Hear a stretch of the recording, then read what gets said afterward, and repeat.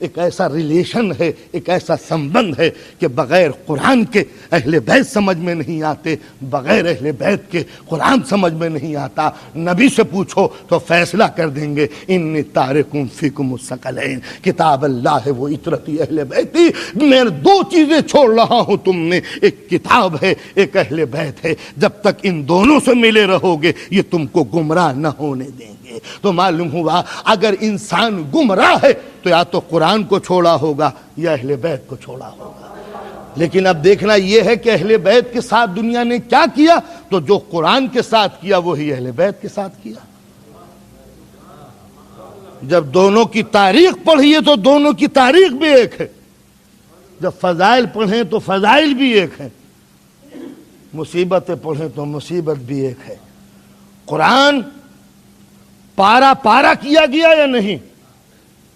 اگلا جملہ آپ خود دیکھ لیں، اہل بیت کے ساتھ بھی وہی سلوک کیا گیا یا نہیں؟ قرآن جلایا گیا، اہل بیت کے یہاں بھی دیکھیں کہ خیمے جلتے ہیں یا نہیں جلتے۔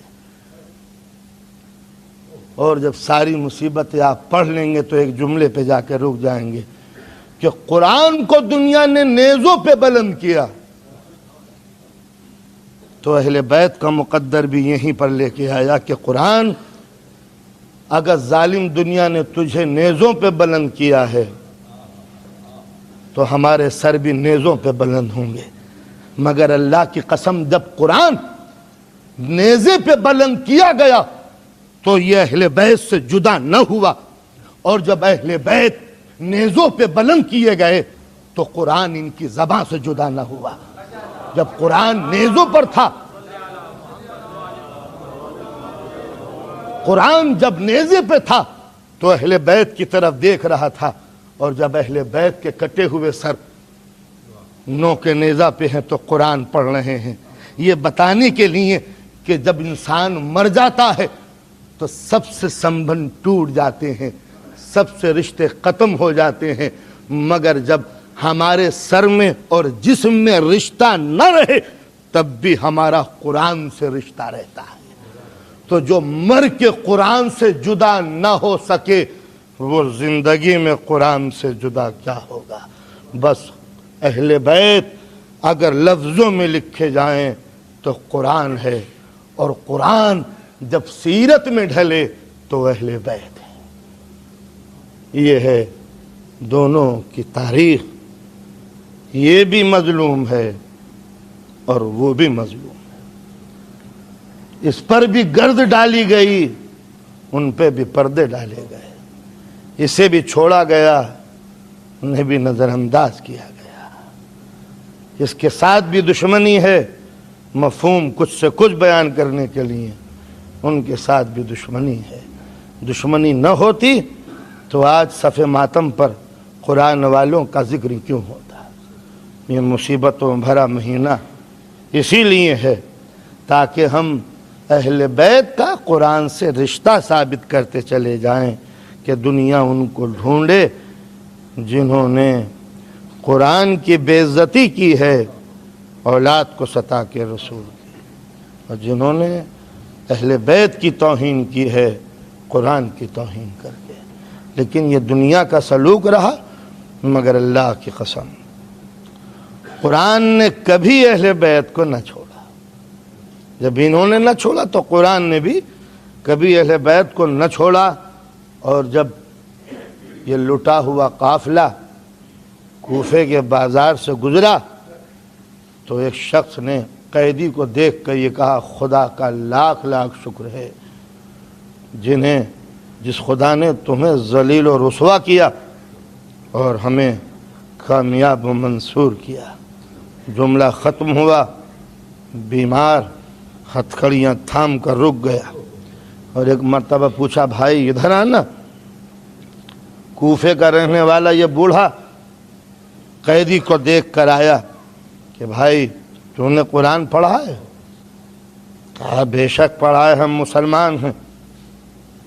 کہا یہ بتا کہ تو نے آیت تطہیر پڑھی ہے کہ انما یرید اللہ لیذھب عنکم الرجس اہل البیت ویطہرکم تطہیرا؟ کہا ہاں پڑھی ہے۔ کہا یہ بتا کہ تم نے آیا مودت پڑھی ہے کہ انما قل لا اسألکم علیہ اجرا الا المودۃ فی القربى؟ کہا ہاں ہم نے یہ آیت پڑھی ہے۔ کہا تو نے یہ پڑھا ہے قل کفی باللہ شہیدا بینی و بینکم ومن عندہ علم الکتاب؟ کہ ہاں میں نے یہ پڑھی ہے۔ کہا یہ آیت پڑھی ہے یا ایھا الذین آمنوا اطیعوا اللہ واطیعوا الرسول واولی الامر منکم؟ کہا ہاں یہ آیت میں نے پڑھی ہے، مگر یہ بتائیے کہ ان آیتوں سے آپ کا کیا تعلق ہے؟ کوفے کا یہ بوڑھا کہتا ہے کہ یہ بتائیے کہ ان آیتوں کا آپ سے کیا تعلق ہے؟ یہ آیتیں تو قرآن مجید میں خدا نے اس لیے نازل کی ہیں تاکہ اہل بیت رسول کی فضیلت ظاہر ہو سکے۔ ایک مرتبہ بیمار کربلا نے نظر اٹھائی، کہا کہ اے شیخ کیا تو ہمیں نہیں پہچانتا کہ قرآن مجید میں جن آیات کا یہ ذکر کیا گیا ہے یہ ہماری شان میں نازل ہوئی ہے؟ ہم ہی اہل بیت رسول ہیں، ہم ہی طیب و طاہر ہیں، ہم ہی صادق و طیب ہیں، ہم ہی سید و سردار ہیں، ہمارے ذکر قرآن مجید میں ہے۔ آپ نے اندازہ لگایا ذہنوں پہ کتنے پردے ڈال دیے گئے تھے کہ خود مسلمان آیتوں کو پڑھتے تھے مگر مصداق سمجھ میں نہ آتا تھا، آیتیں کس کی شان میں نازل ہوئی ہیں وہ سمجھ میں نہ آتا تھا۔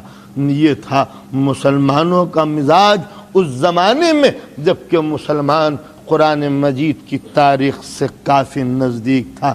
تو جب اس دور کا مسلمان اہل بیت کی عظمتوں سے ناواقف بنایا گیا تھا تو 1400 برس کے بعد آج کا ذہن اہل بیت کی حقیقتوں کو سمجھنے کے لیے موقع کہاں سے پائے گا؟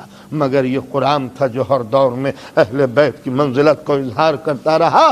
ہر جگہ جا کر قرآن مجید نے دنیا کو بتایا کہ طیب و طاہر کون ہے، متقی کون ہے۔ اس لیے کہ مصیبت بھرے اوقات میں بھی اہل بیت نے قرآن مجید کا دامن نہ چھوڑا۔ جب مصیبتوں میں تھے تو کٹے ہوئے سر نے قرآن کی تلاوت کی، جب مصیبتوں میں تھے تو قرآن کے حکم کی پیروی انہوں نے کی تھی۔ اس لیے کہ قرآن تو یہ کہہ کے گزر گیا تھا کہ جو خدا کی راہ میں شہید ہیں وہ مرتے نہیں زندہ ہیں۔ یہ قرآن کا دعویٰ تھا، مگر ثبوت کون پیش کرے گا کہ شہیدان راہ خدا زندہ ہوتے ہیں؟ تو حسین نے کٹے ہوئے سر سے قرآن کی تلاوت کر کے بتا دیا کہ قرآن نے دعویٰ کیا ہے کہ شہید راہ خدا کبھی مرتے نہیں زندہ ہیں۔ ہم زندہ رہ کے ثبوت پیش کر رہے ہیں کہ قرآن جو کہہ رہا ہے وہ درست کہہ رہا ہے، ورنہ اگر یہ کٹے ہوئے سر نہ بولتے تو قرآن مجید کی آبرو خطرے میں پڑ جاتی کہ شہید راہ خدا زندہ کیسے ہوتے ہیں۔ انہوں نے بول کے بتا دیا کہ قرآن جو کہہ رہا ہے وہ درست کہہ رہا ہے۔ ارباب کرم، یہی وجہ ہے کہ قرآن مجید کو اہل بیت نے نہ چھوڑا اور قرآن نے اہل بیت کو جدا نہ ہونے دیا اور اہل بیت نے قرآن مجید کو جدا نہ ہونے دیا۔